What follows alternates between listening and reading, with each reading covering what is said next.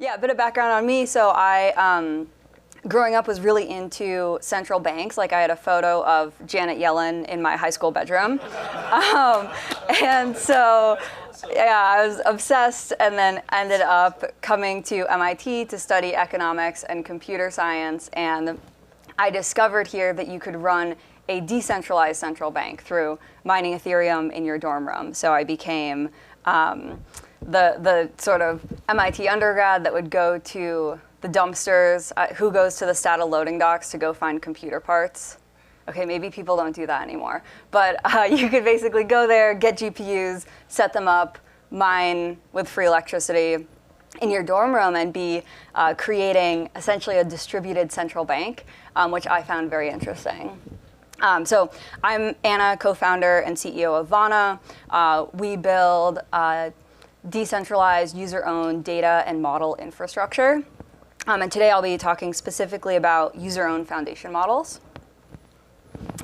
So this is the dumpsters that I was just talking about, and what got me really into decentralization, right? So how do you use technology to take something that usually would be centralized, like a central bank or a currency, and shift the power back towards the people?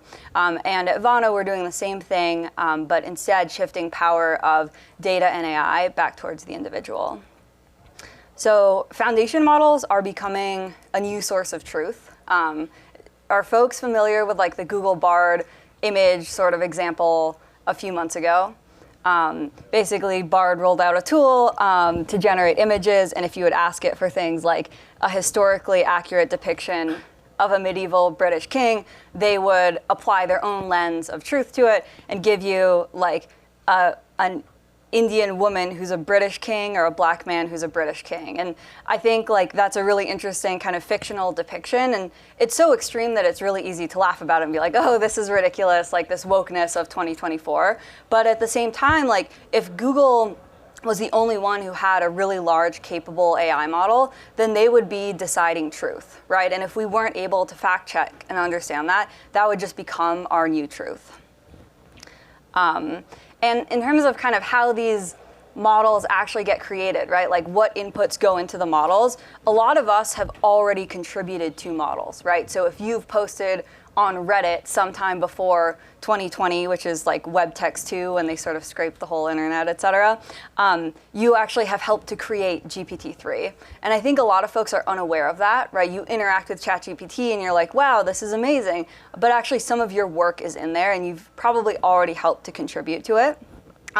But only a small portion of data is available on the public internet. So what's happening right now is AI needs more data to improve. And because of that, people are buying up more and more data, right? So you see these data deals where companies are paying like $50 million to buy AI training data from platforms. So Reddit, for example, they're earning $200 million from selling the user-generated data.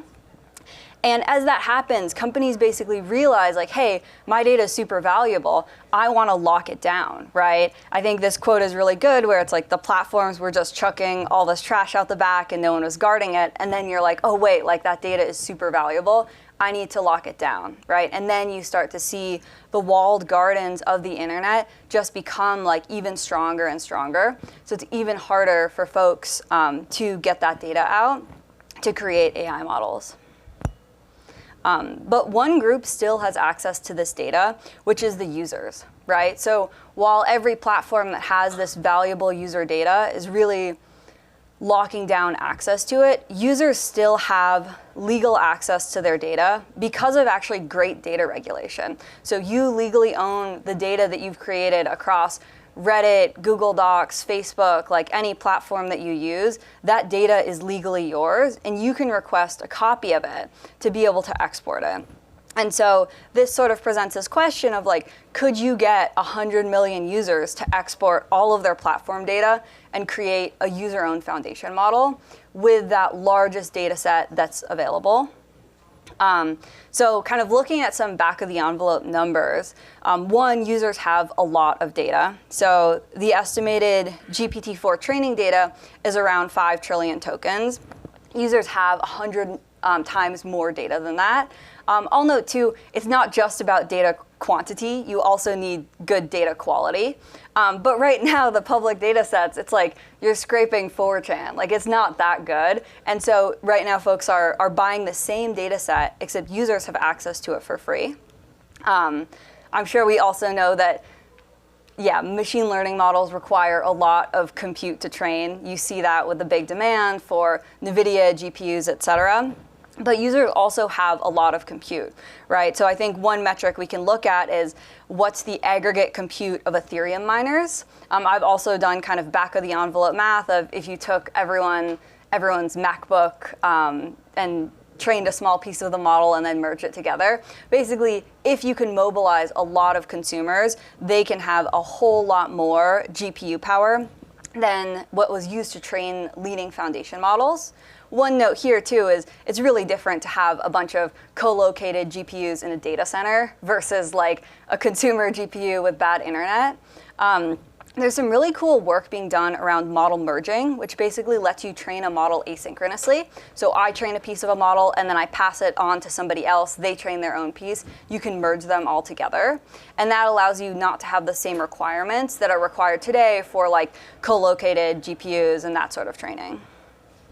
Once you have this model, who controls it, right? And so you can use kind of the tools of collective governance from a lot of decentralized ecosystems to make it so that users get paid when the model is used, or even paid proportionally to how much their data improves the model. The collective who's helped contribute to the model can also set usage rules, who's allowed to access the model, what's not allowed, what is allowed. You can also imagine kind of national models that better represent cultures and ideologies. So in summary, I think foundation models, they really tend towards monopolies. They require these huge upfront investments in the form of research, data, and compute. And it's very tempting, I think, for the open source AI community, or more broadly, anyone who's not big tech, to just sort of settle and say like, okay, we're going to do the best we can with the last generation of models that big tech companies open source to us and give us access to. But we really don't need to settle for being a few generations behind, right? You can actually have a collective of users create their own best model because we have the data and the compute to make it possible. Great, thank you.